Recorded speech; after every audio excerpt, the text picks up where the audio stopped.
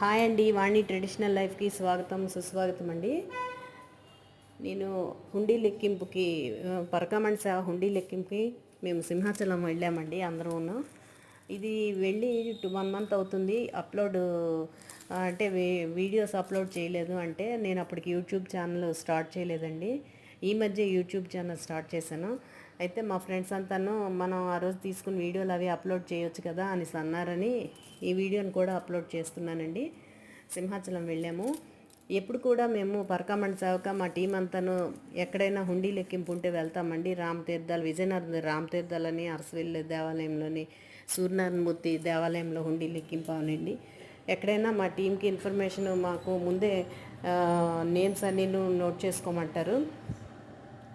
మేమందరం మా టీం అంతా సరదాగా వెళ్ళి ఎంజాయ్ చేస్తామండి. ఆ రోజు కూడాను ఎర్లీ మార్నింగ్ 6కి అలాగా మేము బయలుదేరాము. 8:30కి రీచ్ అయిపోయామండి. చక్కగా జరిగింది. మొత్తం వెళ్ళిన వెంటనే ఏంటంటే ముందు లోపలికి వెళ్ళిపోవాలండి. అంటే బయట మన ఫోన్లు అవి లోపల మరి అలౌ చేయరు. లోపలికి బయట లాకర్లో పెట్టేసి మేము అవుట్స్కట్సే అంతా వీడియో షూట్ చేశాను. ఇదంతానండి. మరి ఫోన్లు అవి లోపలికి అలౌ చేయరు కదండి. హుండీ లెక్కింపు ఒక పూటతోనే ఆ రోజు జరిగిందండి. రెండో పూటకి ఏం లేవు అమౌంట్ అంతనా. మొత్తం ఎక్కువ మంది సభ్యులు ఉండడం వల్ల ఏంటంటే వేరంగానే అయిపోయింది. సెకండ్ హాఫ్ అంతా మేము మొత్తం దర్శనాలు అవి చేసుకొని రిటర్న్ మళ్ళీ అందరం ఇంటికి రీచ్ అయ్యేసరికి చక్కగా 7 లోపలే వచ్చేసామండి.